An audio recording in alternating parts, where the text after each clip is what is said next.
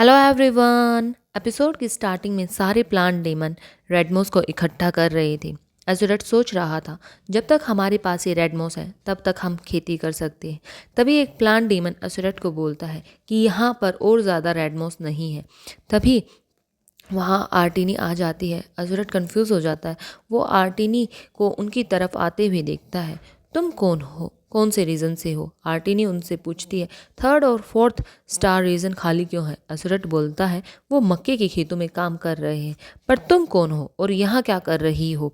तभी आर्टिनी अपने अटैक को तैयार करने लगती है। एजरेट शॉक।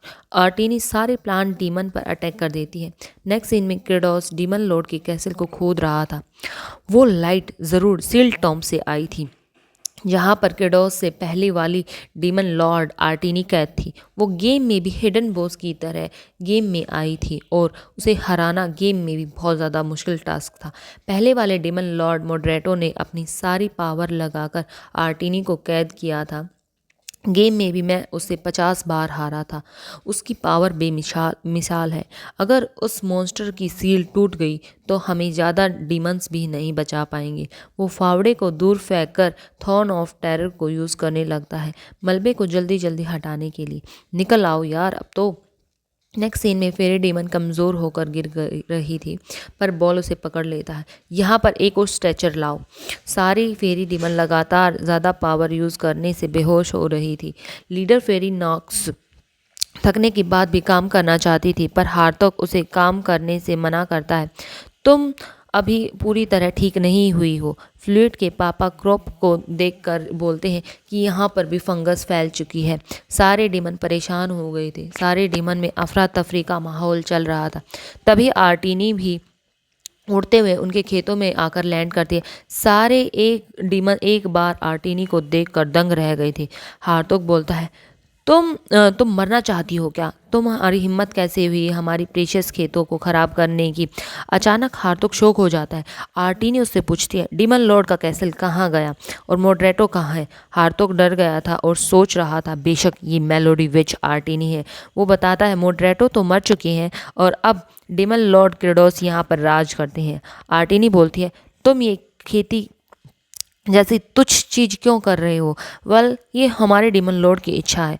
वो डीमंस की डेस्टिनी को चेंज करना चाहते हैं। इसीलिए आर्टिनी देखती है कि उन डीमन ने अपने अटैक की फॉर्म ले ली थी।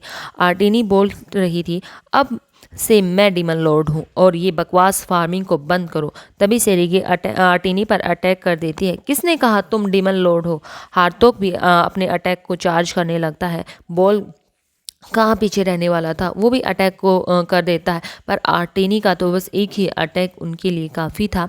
उन तीनों के सामने आर्टिनी का अटैक रुक गया था। उनके उसने एक ही साथ तीनों जनरल्स को हरा दिया था। क्रेडोस कहाँ है? तभी टीबोन गुस्सा होकर आर्टिनी पर अटैक कर देता है, पर आर्टिनी उसके अटैक को रोककर टीबोन पर ही अटैक कर देती है। तभी क्रेडोस वहां आकर मोड्रेटो का हार्ट को एक्टिवेट कर देता है, जिससे टीबोन का और अटैक के बीच में एक शील्ड बन जाती है, जिससे आर्टिनी का अटैक रिवर्स होकर उसी पर हमला कर देता है। आर्टिनी तो शॉक। क्रेडोस बोलता है, अरे तुम कैसी हो लेडी आर्टिनी? नेक्स्ट सीन में मोड्रेटो के बारे में बताया जाता है। मोड्रेटो जो क्रेडोस से पहले डीमन लॉर्ड था, वो पहले 4 हेवनली किंग्स में से एक था जो आर्टिनी को सर्व करता था। उसने बाकी हेवनली किंग्स की पावर को छीन कर आर्टिनी के साथ फाइट की थी। इतनी स्ट्रेंथ होने के बावजूद भी वो आर्टिनी की आवाज़ के सामने टिक नहीं पाया था। मोड्रेटो ने अपना सारा माना इकट्ठा कर आर्टिनी की बॉडी को सील करने के लिए यूज़ कर दिया था। फिर भी उसे रातों में नींद नहीं आती थी। वो बहुत ज़्यादा डरता था। फिर उसने अपनी सारी पावर इकट्ठा कर एक ऐसा टूल बनाया जिससे वो आर्टिनी को रोक सके। क्रेडोस ने फिर उस अपॉर्चुनिटी को ले लिया, जिससे वो आज करंट डीमन लॉर्ड बन पाया है। आर्टिनी बोलती है, मुझे नहीं पता कि किस तरह का ये बैरियर है, पर ये दोनों जो मेरे पीछे खड़े हैं, अब ये दोनों मरेंगे। क्रेडोस बॉल और सिरिगी को अपने पास भागकर आने के लिए बोलता है। आर्टिनी उन पर अटैक ही करने वाली थी। ठीक समय पर क्रेडोस बॉल और सिरिगी को हाथ पकड़कर उन्हें बाहर निकाल देता है, जिससे आर्टिनी का अटैक उसी पर रिवर्स हो जाता है। वो दोनों सेफली बाहर आ गए थे, पर आर्टिनी को बहुत गुस्सा आ रहा था। क्रेडोस बोलता है, अरे अरे तुम तो गुस्सा हो गई, तुम तो शौक हो रही हो। ये बैरियर सिर्फ तुम्हारे लिए है और सभी डीमन इसके आर पार जा सकते हैं। देखो ऐसे आर्टिनी फिर से उस पर अटैक करती है। फिर से उसका अटैक रिवर्स होकर उसी पर जाकर लगता है। क्रेडोस को तो बहुत मज़ा आ रहा था आर्टिनी को चिढ़ाकर। तो क्या अब हम समझदार लोगों की तरह बात कर सकते हैं? आर्टिनी तो आग बबूला हो रही थी। क्रेडोस उससे पूछता है, तो तुम हमारे लोगों पर अचानक से यहाँ आकर हमला क्यों करने लगी? आर्टी क्रेडोस से पूछती है, क्यों, क्या तुम करंटली डिमन लॉर्ड हो? क्रेडोस बोलता है हाँ। आर्टिनी बोलती, मैं तुम्हें मारकर डिमन लॉर्ड बनूंगी। क्रेडोस बोलता है, तो फिर तुम डिमन लॉर्ड बनकर क्या करोगी? आर्टेनी जवाब देती है, ये ऑब्वियस नहीं है कि मैं इंसानों पर जाकर हमला करूंगी। क्रेडोस बोलता है, पर क्यों? हम खेती करके अच्छे से रह रहे हैं, तो अटैक करने की क्या ज़रूरत है? अब सब लोग सिर्फ खाना खाना चाहते हैं और शांति से रहना चाहते हैं। अगर हमने लड़ाई भी की तो हमें ही ज़्यादा नुकसान होगा। फाइट फाइट से तो अच्छा है कि हम भरपेट खाना खा लें। आर्टेनी बोलती है, यहाँ पर खेती करना इम्पॉसिबल है। क्रेडोस टोंट मारते हुए उससे बोलता है, क्या तुम्हारी आंखें सिर्फ सजावट के लिए हैं?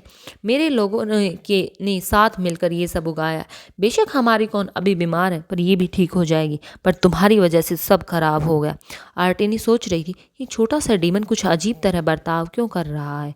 इसने पहले अपने साथियों को बचाया और अब बोल रहा है, मेरे लोग जो कमज़ोर डीमन होते हैं वो चाहे तो स्लेव होते हैं या खाना खाने के लिए होते हैं, और ये बोल रहा है मेरे लोग।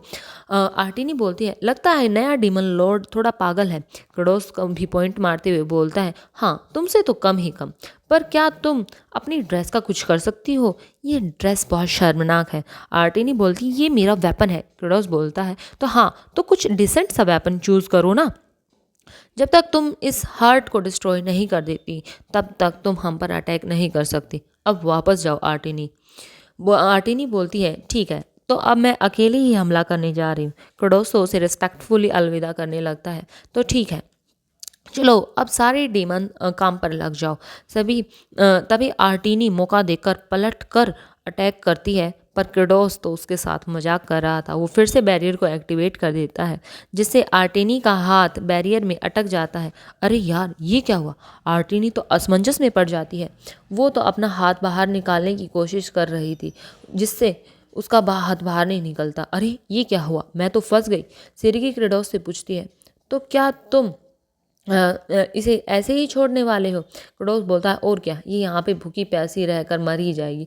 तभी फ्लूइड सिरकी के पास आकर उससे उसका हाल पूछने लगते हैं। सिरकी बोलती है, मैं ठीक हूँ, डिमन लॉर्ड ने मुझे बचा लिया। आर्टिनी तो बैरियर पर अटैक करने लगती है, पर सिरकी उस पर गुस्सा करने लगती है।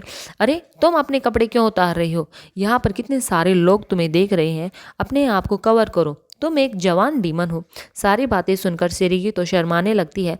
क्रेडोस बोलता है, चलो ठीक है, अब हीलर्स की कंडीशन को स्टेबल रखो और जल्दी से जल्दी उन पत्तों को काटो जहाँ पर फंगस पहुँच चुकी है। आर्टिनी तो सिर्फ उन सभी डीमंस को काम करते हुए देख रही थी। डीमन एक दूसरे का साथ दे रहे हैं, ये क्या नॉनसेंस है। सुबह हो गई थी। आर्टिनी भी अभी तक बैरियर में फंसी हुई थी। कितनी गर्मी है यार, मुझे बहुत ज़्यादा प्यास लग रही है, मैं बहुत ज़्यादा कमज़ोर हो गई हूँ लगता है। तभी फ्लूइड आर्टिनी के पास आ जाती है। वो उससे पूछती है, क्या आपने एक ऐसे आदमी को देखा है जिसकी आंखें बहुत ज़्यादा डरावनी हैं? वो बहुत खूंखार दिखाई देता है। तभी सिरिकी वहाँ आकर बोलती है, इतना भी डरावना नहीं लगता सुरेट, उसके भी कुछ हैंडसम पॉइंट्स हैं। फ्लूइड बोलती है, मुझे माफ़ करना लेडी सिरिगी, आपके लिए तो लॉर्ड असुरट सबसे हैंडसम लड़के होंगे इस दुनिया में, क्योंकि वो आपके लवर। सिरिगी तो गुस्सा करने लगती है, अरे ये छोटी सी बच्ची क्या कह रही है, तुमने ये बातें कहाँ से सीखी हैं, चुप रहो। तभी फ्लूइड बोलती है, पर आप कल पूरा दिन लॉर्ड असुरट का वेट कर रही थी। सिरिगी भी बोलती है, अरे वो इसलिए ना क्योंकि वो मेरा एक साथी है। तभी आर्टिनी भी अपने हेवनली किंग्स को याद करने कर उन्हें सोच कर रोने लगती है। So thank you guys for watching my video and bye bye.